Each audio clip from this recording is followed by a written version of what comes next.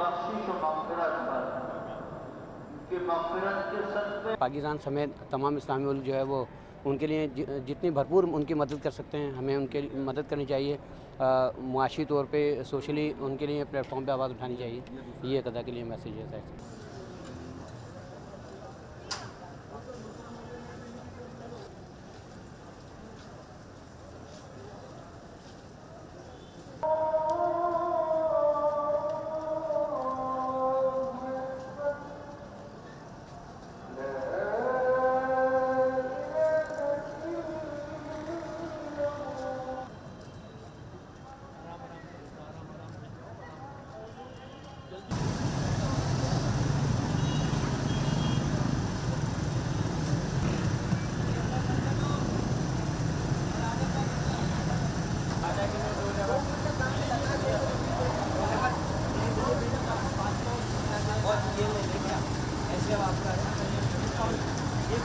सबसे पहले अल्लाह का शुक्र अदा करते हैं कि अल्लाह पाक ने रमज़ान का महीना हमारे नसीब में किया है और हम निकले यहाँ पर पैनी लेने आए हैं, बच्चों के सहरी के लिए तैयारी कर रहे हैं। तो अल्लाह ताला से दुआ करते हैं कि अल्लाह पाक आप समेत हम सब का अल्लाह पाक ये रमज़ान का महीना नसीब करे।